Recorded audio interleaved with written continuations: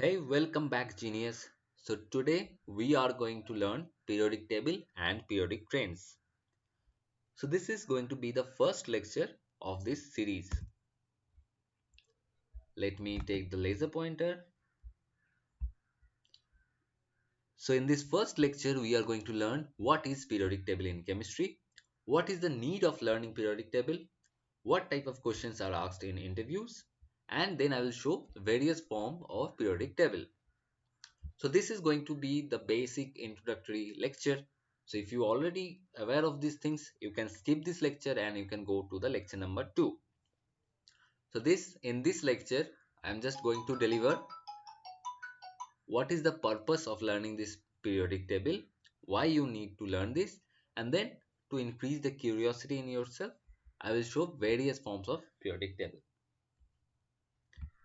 So without wasting any time, let's start.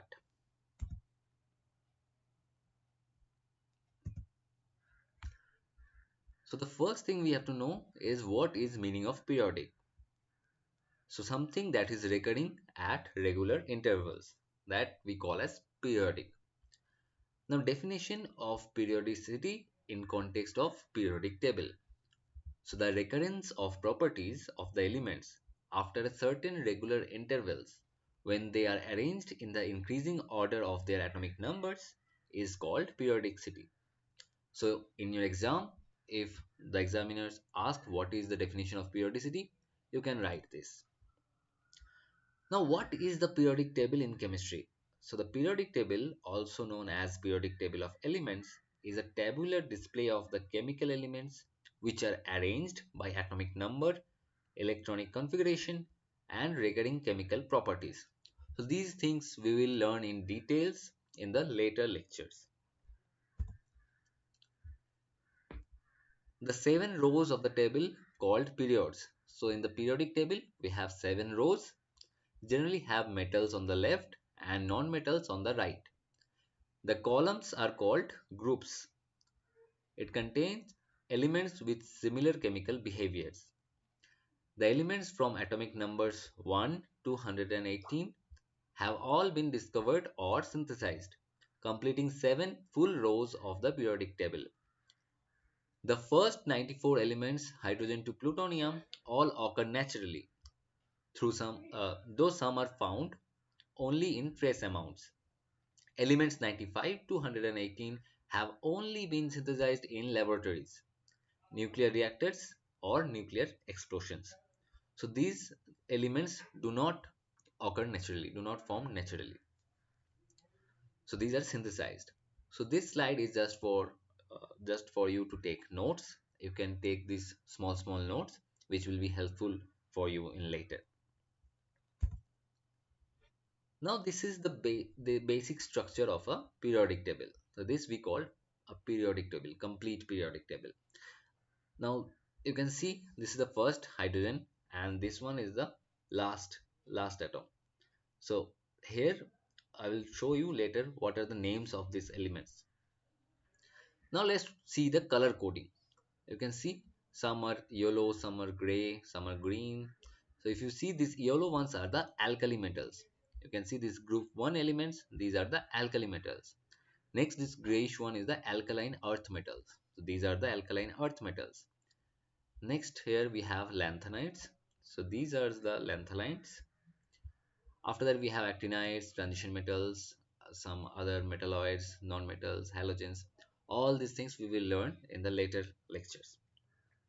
Now, one thing that is important is to know that how to represent an element or how to read an element from a periodic table.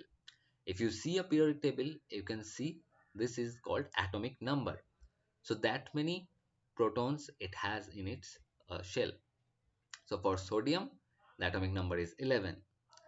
Now here it is the elemental symbol. Here we have element name and at the bottom we have atomic weight. So you can see this atomic number, element symbol, element name, atomic weight, or 4 details or 4 parameters in each box here.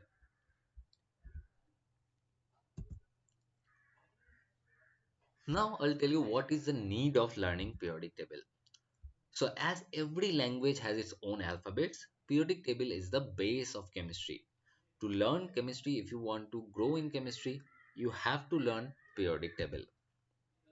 Now, in any kind of interview, if you are a chemistry major, then you need direct or indirect application of periodic table or its properties.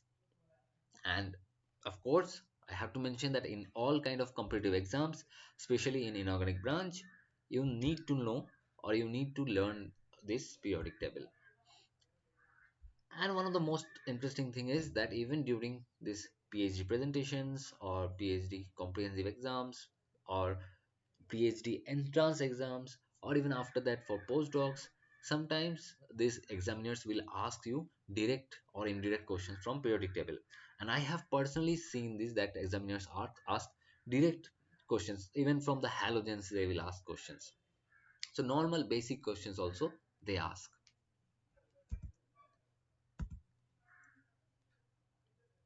Now, next we are going to say that what type of questions are asked in interviews. What type of questions you can expect. For direct questions, you need to know all extreme and exceptional cases. For me, for example, heaviest metal, lightest metal, or the metal which has most number of isotopes, these kind of things. See highest, lowest, longest, hardest of any property and exceptions of those properties. So we will discuss this later in the later lectures. Now, yeah, questions related to isotopes, especially isotopes of hydrogen and carbon. And you also remember or take a note that tin has most number of isotopes, that is 10. Questions related to qualitative values of periodic trends. For example, trend of oxidation potential of chromium, molybdenum, and tungsten. These things they can ask. Maybe you don't have to say the specific number in this case, but you have to say that what will be the trend, which will have the highest and which will have the lowest value. Okay. So next we are going to show a various different forms of periodic table. I'm sure you all have seen one periodic table, that is the modern version, the most accurate one. I'm going to show you the other different versions. Just out of curiosity, I'm showing these things. I hope you guys will enjoy these things. So let's see what are the other types of periodic table present there. So first we are going to show Corbino's right step periodic table, which came in 1928. So this is the Corbino's right step periodic table. It is published in the same year as Janet's left step formulation. Corbino saw if blocks shifted by corresponding value of quantum number L, then the rows represent electronic shells. So you can see, so there S means L is equal to 0, then P block comes means L is equal to 1, then D and F. So in like that, from S, P, D, F, they have, Corbino has arranged these elements. Now next, this one is the racetrack periodic table. Chemist and sci-fi author John Clark created this racetrack periodic table in 1933. Now you can see here we have hydrogen, then helium, then lithium, beryllium, boron, carbon, nitrogen, oxygen. Again we have fluorine here, then neon. So like that it goes round and round, round and round. That's why it is called racetrack periodic table, like a racetrack, Formula One. Next we have Akimov system. So Akimov's system took the form of a cross section of pyramid, and he based his system on the principle that the lengths of the periods and analogies in properties between the elements of these periods must be clearly demonstrated. So you can see here we have hydrogen and this side we have helium. Then lithium comes this side, beryllium, boron, carbon, nitrogen, oxygen, fluorine, neon. And you can see this one is going like this: hydrogen, then lithium and sodium, then here potassium and rubidium, and then here cesium. So this one is going like a cross-sectional pyramid. Next one is the spiral periodic table. So one of the Benfei's publications in chemistry was a model of an extended periodic table, sometimes referred to as periodic snail. So this is referred as periodic snail. So this is same, just extended version of this racetrack periodic table. You can see hydrogen here, then helium, lithium, beryllium, boron, carbon, nitrogen, oxygen, fluorine, neon, sodium, and it goes like this, and after that it comes here in the D block elements, and again it goes here, the S and P block elements, and after this D block elements, you can see it will go to the F block elements, and these F block elements are here, lanthanides and actinides. This is also referred as periodic snail. Next one is the curled ribbon periodic table. So it was created by James Franklin Hyde in 1975. So this is also another extended version of this, of that racetrack periodic table, and you can see it starts from here and all the way it goes there, and here we have the D block elements this side, and after that going here this F block elements, these F block elements comes this side. So these are the different versions of a racetrack periodic table. Next we have Mayan periodic table. So the Mayan periodic table of elements named for its similarity to the ancient Mesoamerican calendar. It shows electron shells as concentric circles. Each row in the tabular form is shown as a ring. So you can see here we have hydrogen, then helium, and then lithium, beryllium as a ring. And again, if you take from sodium to argon as another ring, you can see another ring. So it goes as ring and ring. Again, you have to start from potassium, and you will get another ring till potassium to krypton. And again, from rubidium to xenon, you will get another ring like this. So it goes like ring wise. Next, we have the Adoma periodic table, so which came in 2006. So it was proposed by Worley Shimmerman. It is based on the Janet or left step periodic table. It consists of four blocks S, P, D, and F corresponding to quantum numbers L is equals to 0, 1, 2, and 3. So if you see, you can see the S block elements are here. So you have to start from here. Uh, you can see hydrogen and helium. Then you have to come to the P block elements. So it will be like hydrogen, helium, lithium, beryllium. Then you will come here boron, carbon, nitrogen, oxygen, fluorine, neon. Similarly, when you have S, P, and D, so first you will come here sodium, magnesium. Then you will come here aluminum, silicon, phosphorus, sulfur, chlorine, argon, and then you will come here for the D block element, scandium, titanium, all these things. So first you have to fill this S block, then you will fill this P block, then you will fill this D block, and after that you will go here and you will fill this F block. So like that, it is that consisted of four blocks. Next we have this nucleosynthesis periodic. So a version of the periodic table indicating the origins, including Big Bang nucleosynthesis of the elements. All elements above 103 are also man-made and are not included. So this periodic table tells how these atoms got originated. So you can see this hydrogen and helium mostly from Big Bang fusion. So if you see this color, that tells it is coming from Big Bang fusion. And this one is cosmic ray fission. And this color, if you see this strontium, yttrium, these are having most greenish. So they are coming from dying low mass stars. Again, this color, if you see, it is coming from merging neutron stars. So all these different colors, or this ratio of the colors, they say how much percentage of this atom is coming from merging neutrons and how much percentage of this atom is coming from dying low mass stars. So this is a different type of periodic table. Now next we have Wies's tetrahedron. So Dmitry Wies's shows how it is possible to go from the Janet periodic table formulation to a tetrahedral formulation. So this is just another type of block periodic table, but he arranged it as a tetrahedron. So you can see these are the S block elements, then we have the P block, then we have D block here, and at the end we have F block. So all these blocks can be arranged as a tetrahedron. So where we have S blocks on the top, then the bottom layer comes the P block, After that, the layer comes the D block, and the last layer comes as the F block. Next, another interesting one is the Pizzalunker's circular periodic table. So you can see this periodic table is made like a pizza. So this one is hydrogen and helium, and then we have lithium, beryllium here, and boron, carbon, nitrogen, oxygen, fluorine, neon this side.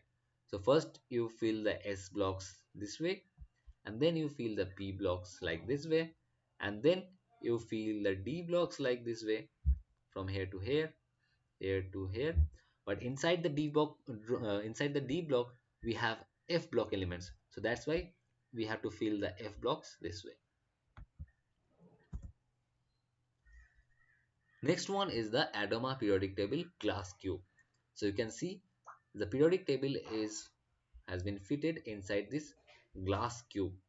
So Worley Schimmermann of the Adama periodic table and the Adama tetrahedron has now used these ideas to produce a beautiful glass cube. Next one is Janet Rajuni. So this is also another kind of periodic table where this is also kind of that block periodic table, and you have S blocks here, then we have P blocks here, then we have D blocks, and then we have F blocks. Next one is the Adama periodic table and normal. So the ADOMA from here resembles the normal distribution or bell curve. So you can see like this bell curve, bell shaped. So how to fill? So you have to fill it here, hydrogen and helium, then lithium, beryllium. Then you have to go here for the P block, boron, carbon, nitrogen, oxygen, fluorine, neon. Again after, so you have to fill this S block here. Then you have to fill the P block. After that you will fill the D block like this, and then you will fill the F block like this, and they will stack on top of each other. Next one is Nama's Boyobu Janet periodic table. So a Japanese school teacher, I'll show him, and he has made a lot of periodic tables. I'll show some more later. So he des designed this Janet form of periodic table in the traditional Japanese Boyobu style. So this is the Japanese Boyobu style, and you can see that S block and P block elements are here this side, and then we have D block elements, then we have F block elements. So this one is a called Boyobu style. Next we have clock face periodic table. So this is Professor Martin Polyakov, is a very famous professor as well as YouTuber. So he had made this clock face periodic table. So in 2014, Professor Martin Polyakov showed us a working periodic table clock. The designer of the clock is Nagayasu Nawa, a Japanese school teacher. So here you start from here, hydrogen, helium, lithium, and you will all the way you go from one end to other end. And then you get the F block elements, and you will go again like this. So it's a kind of clock periodic table. Next one is the Sensu or fan periodic table. So Nagaya Sunawa, as I was mentioning, that Japanese school teacher, he made various kinds of periodic tables, and one of them are this Sensu or fan periodic table.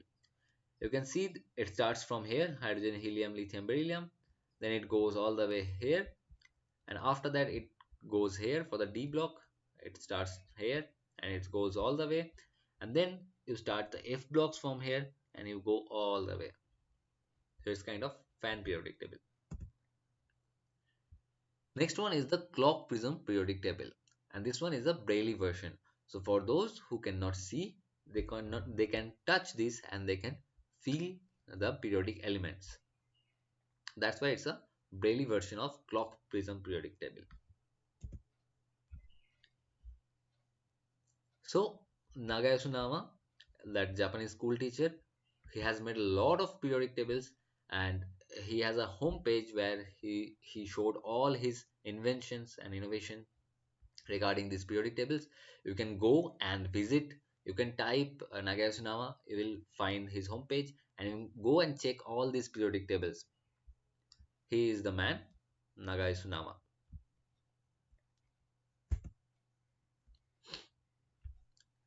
Next one is Moran's periodic spiral. So Jeff Moran has updated his 1999 periodic spiral and it looks like this. Now how to interpret? You see hydrogen is here, then helium, then lithium. So hydrogen, helium, lithium, beryllium. Then you have to find the boron and you can see boron is here. Boron, carbon, nitrogen, oxygen, fluorine. Again neon is here. So this is kind of complicated, but if you really see it carefully, you can find that it's a spiral kind of thing. So you have to start from here, or you can see this line. Start from here and go like this, this, and again you come here and go like this, go like this, then you will get neon, then again come here and the sodium, magnesium, and then you come all the way down, go like this, and you will get aluminum, silicon, phosphorus, sulfur, chlorine, then you go to argon, and then again you come to potassium, calcium. So it is kind of spiral. It's a very different kind of arrangement. You just take a look, take a proper look, and you can understand this one. Next we have Stewart's periodic table.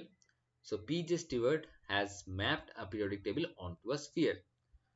So on the surface of the sphere, he mapped this periodic table as blockwise SPDF block, and then it looks something like this. If you see, these one are the S block elements. Here we have P block elements. On the side of that, we will have D block elements, and then we will have F block elements. Next, we have another kind of periodic table, that is Simpson's four-dimensional version of the atomic periodic table. So this is also kind of same block kind of thing, but how they are doing, you can see these S block elements are here, and then in this first layer is the S block elements, and then we have P block elements uh, on the back of this S block layer. Then we have D block elements back of this P block layers, and then we have F block elements back of the D block layer. So this is kind of 4D version. Next one is Nama's 3D octagonal pillar. So this is kind of same thing. You can see hydrogen, helium, then lithium, beryllium, boron. So just like a pillar, he just so kind of go around this pillar, lithium, beryllium, boron, then go in the back. You can see the back, carbon, nitrogen, oxygen, fluorine. Again, it will go here. So this is kind of 3D octagonal pillar means on top of a pillar, you are writing these elements in a swirl motion.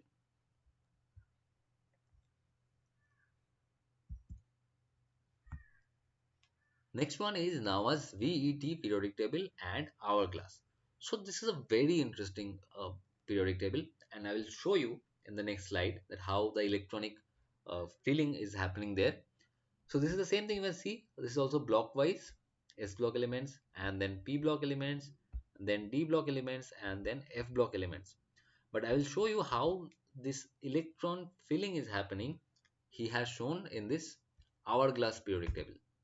So watch it out carefully. So hydrogen, helium. I will go back. I will start again. You see the electron filling. So for hydrogen there is half field, then helium do two field, 1s2, then again 2s1, 2s2, then 2p1, 2p2, 2p3, then 2p4, 2p5, 2p6. So all these elements you can see the filling, how this is happening. Then again 3s, 3p3, 3p4, 3p5, 3p6.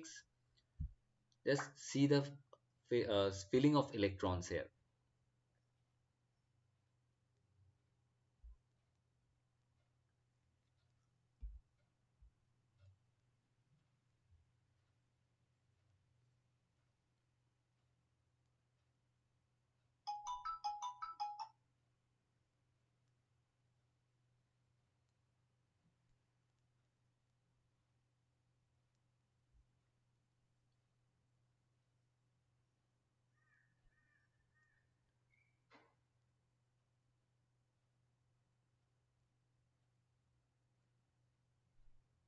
You can see all these electrons how it is filling one by one, and now we are filling this F 4F, now 5D.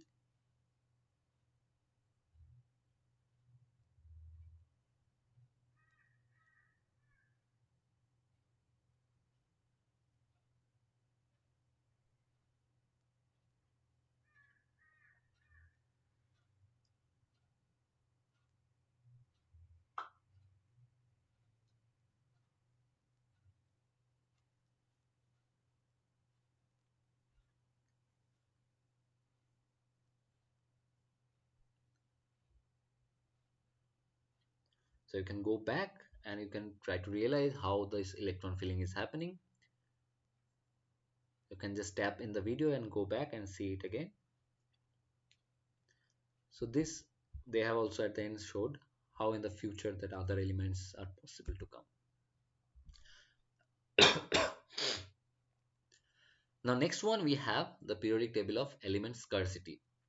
So in this table they have mapped what is the abundance of the elements. So for example, if you see this green one, this means that is plentiful supply, that has plentiful supply. Hydrogen, sodium, potassium, calcium, it's the abundance is more in nature. Now if you see the yellow ones, that has limited availability, future risk to supply. If you see vanadium, scandium, manganese, nickel, copper, these are the yellow ones. These white ones are the synthetic ones. There are some more, and you can see this technetium that is in white color. This gray one, that from conflict minerals, you can see here tantalum, gold, and this mobile sign, these are the elements that are used in the smartphones. So you can see gold, tantalum, tungsten, tin, these are used in the mobiles, as well as this these ones F block elements, D block elements, some of the D block elements also you can see cobalt, nickel, copper, gallium, all these things. Even these P block elements, carbon, silicon, oxygen, these are used in the mobile phones. Now let's come to the availability. And if you see this orange color, that means rising threat from increased use. So if you use more and more, so that will become threat to human being. So you can see these ones: europium, osmium, ruthenium, palladium, platinum. This red one is that serious threat in the next 100 years. So these red ones are very the scarcity is more. So if you take strontium, yttrium, these are very less in amount, and it can be finished within next 100 years if you use more and more, right? Now next we have Stewart's quantahedron formulation. So this is also another kind of 4D periodic table, and you can see this S blocks, P blocks, D blocks, and F blocks, these are arranged as a quantahedron. So this is kind of also 4D arrangement, same as that. Now next is the periodic table of chemical bonds. So this one we owe to mathematicians at the Max Planck Institute, who investigated almost 5,000 substances containing two elements in different proportions. Each circle in this hypergraph represents the bonding an element establishes with an organic residue. The bonds are then ordered by their polarizability, where more polarized bonds place the element higher in the graph. Here, two elements can be compared either through a direct arrow. Example, the bonds of hydrogen, for example, are more polarized than those of boron. So you can see these are the bonds. These are the bonding between the hydrogens, and this hydrogen is on top. That means it is more uh, polarizable, and then or by the chain of arrows between them. For example, the oxygen bonds are more polarized than those of bromine. So if you see bromine, bromine is here, and oxygen, so oxygen is here. So these oxygen containing bonds are more polarized. So either you can compare the position of the uh, atoms not linked to each other, or you can see the atoms those are linked to each other through an arrow. That means they make elements together, so binary elements. Whatever is on top, that has higher polarizability.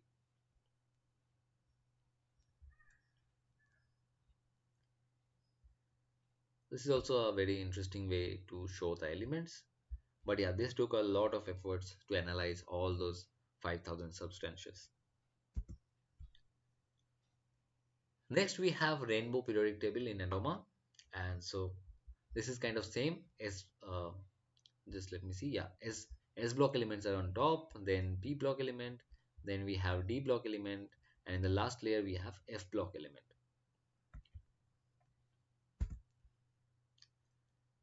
Next one is this NAWA's rainbow periodic table, and you can see, so a lot of information is given in this rainbow periodic table. That means he has done a lot of color coding and he has said what is the meaning of these color codings. You can see this K, L, M, N, O, P, Q, R shells. So where this last electron is going, accordingly these color codings will be done. For example, you can see in hydrogen, the last electron is going to the 1s, that means K shell. So it is, that's why red in color. The helium, it is going to 1s2 K shell, so that is also red in color. Then we have orange in color, this lithium, beryllium, boron, carbon, all these are orange in color. So these are the, if you see the symbol, you can see this much of information is given here, and also the type of the elements also given here. So have a careful look and try to understand what are the informations given here. Next one is the NAWA's multi-periodic table that came in 2021. So this is actually a complete circle. I tried to show it in two parts so that it is properly visible to you, but it will be actually complete circle. If you go and see his website, you can see it is a complete circle. And this arrangement is also kind of a clock. So you start from here, hydrogen, helium, lithium, beryllium, boron, carbon, and you go all the way to this one, and then you come to the F block elements, and again you come this way, and then after this you have to come this circle. Yeah, so this is a complete one full circle. So I have cut it down just to show it in better way. And yeah, you can see these color codings as well. So when it is found at of discovery, according to that, these are the color codes, and these are the also time. I'll zoom it in. You can see, oh shit, I'll zoom it in, and you can see according to the timing when it was found, when it was discovered, he has color coded all the elements. And here in this word, in this part, he has color coded all the elements according to the abundance in Earth's upper continental crust, Earth crust. So this one and this one are also different kind of periodic tables that people have come up with. And this one is kind of looks like a mobile game, right? This one is also another 3D periodic table. This one is also kind of a periodic table. There are a lot of variations available, and people came up with their own ideas, own uniqueness, and they make these different kind of periodic tables. So this much was for this first lecture, just to introduce you to the field of these periodic tables and to show you different kind of periodic tables. So in the next lecture, we are going to learn history of progress of periodic table.